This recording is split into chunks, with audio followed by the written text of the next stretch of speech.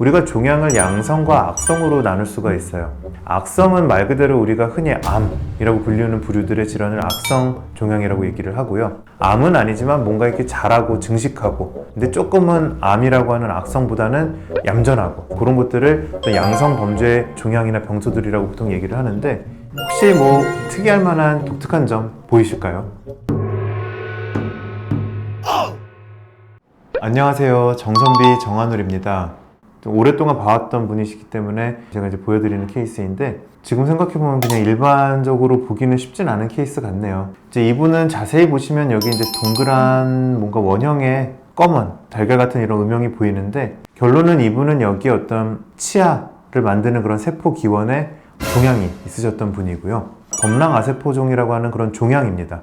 이 병은 실제로 양성으로 분류는 되고 있지만 꽤나 악성의 기질이 다분한 좀 공격적인 그런 병소거든요. 그래서 이제 요거를 제거를 하시고 나면은 뼈가 여기도 뻥 뚫리겠죠. 그래서 이제 그 부분에 대해서 젊은 여자분이시기 때문에 임플란트 복원을 이제 해드리기까지의 과정들을 소개시켜 드리려는 케이스입니다. 구독과 좋아요 부탁드립니다. 뭔가 다음 사진으로 가자마자 좀 험악해지죠. 강토리라 그래야 될까요? 그런 가시를 내가지고 스며들어 있기 때문에 그 주변도 일부분 좀 제거가 필요한 병소였습니다. 우선 이제 제거를 하다 보니까 치아뿐이 아니라 이런 경우 신경도 절제를 해야 됩니다. 입술에서부터 이런 피부 이쪽 부분들이 좀 감각이 많이 떨어져 있는 분인데, 여기 보이는 이런 독특한 장비들이 보입니다. 이거는 뭐냐면은 다리 길이 늘려주는 장치를 한 번쯤은 들어보셨을 거라고 봅니다. 네. 그렇죠. 네. 일리저러프.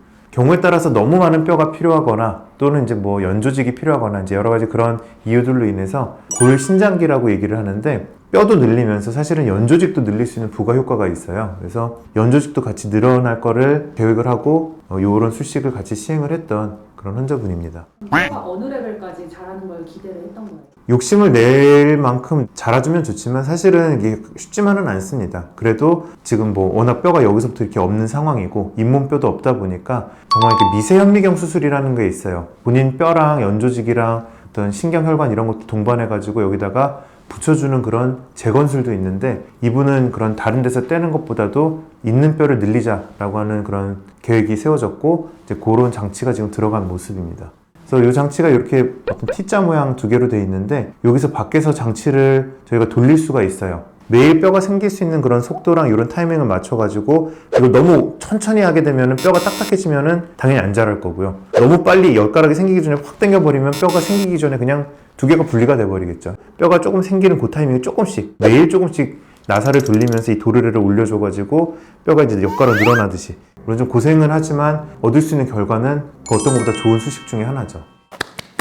그렇게 한 결과 여기까지 올렸어요. 많이 욕심을 냈죠, 사실은. 이만큼 뼈가 생기기 쉽진 않은데 뒤쪽은 뼈가 좀 잘 안 생겼어요. 아마도 여기는 그런 흉터나 이런 것들이 많아서 좀 덜 생겼고, 이대로 두게 되면 요 안에서 뼈가 조금 더 탄탄해집니다. 해서 한 결과가 요렇게 꽤 많이 생겼죠. 뼈는 요만큼 자란 걸로 보이고, 연조직은 지금 여기까지 자란 겁니다. 연조직이 사실은 핵심이거든요. 연조직이 있어야 사실 안에 뼈를 채워넣는 건데, 이분은 그 이후에 다시 한번 뼈 이식을 또 받으셨습니다.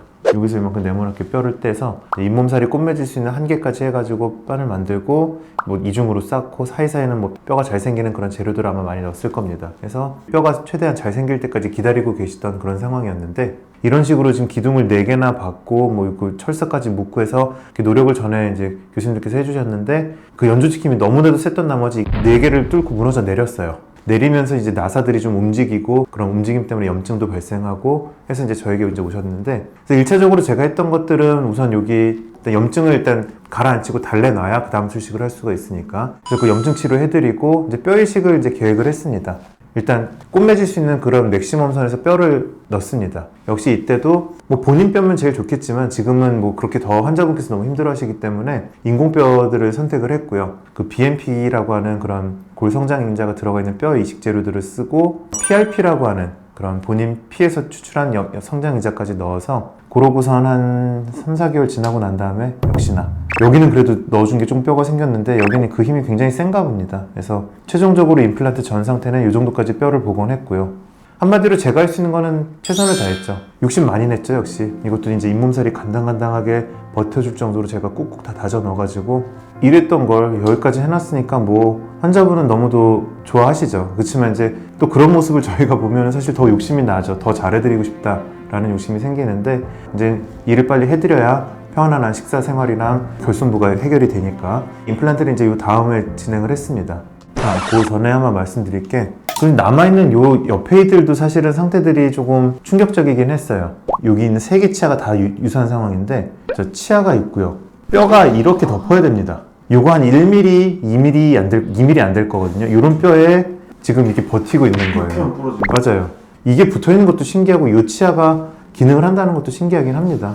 그 중에서도 요 치아들은 옆에 뼈들은 좀 잡고 있어서 제가 놔뒀는데 요 치아는 전적으로 붙어 있는 게 요 사이 뼈만 이 치아를 붙잡고 있고 이 치아는 남겨둬도 나중에 이가 들어가면은 이거는 무조건 못 쓸 거라는 판단하에 아예 얘는 발치를 하고 여기 한 번에 임플란트를 하는 걸로 계획을 했습니다. 사실 제가 이렇게 2차원적인 엑스레이만 보여드렸지만 3차원적으로는 그래요. 그러니까 막 풍파가 쳐있는 해변가에 암석들이 울퉁불퉁하게 있는데 바위가 없는 데는 막 무리할 수가 없으니까 또 양보하고 절충하고 해서 최선을 다한 결과가 사실 이제 이 상태입니다. 원장님도 난이도가 있지만 환자분도 힘드시겠어요. 환자분도 이제 고생을 많이 하셨죠. 많이 하셨는데, 근데 이제 좋게 해석할 거는 적절한 치료를 잘 받으셨고, 공격적이고 재발이 잘 되는 병소인데, 현재는 재발 없이 잘 유지가 되고 있으시고, 굉장히 좋은 결과죠. 이랬던 뼈가 지금 이렇게까지 생겼으니까요. 그래서 보철까지 들어가시게 되면은, 오른쪽으로만 계속 씹어왔던 지난 몇 년간을 이제 왼쪽도 쓰시게 되지 않을까. 구독과 좋아요 부탁드립니다. 궁극적으로 임플란트라고 하는 보철물이 들어가서 식사도 잘 하시고 발음도 세지 않고 기능적으로도 미용적으로도 훨씬 더 좀 좋은 결과를 이제 보일 수 있는 그런 케이스를 간단히 준비하다 말이 길어졌습니다. 그래서 지금까지 정선비 정한울이었습니다. 구독과 좋아요 부탁드릴게요. 감사합니다.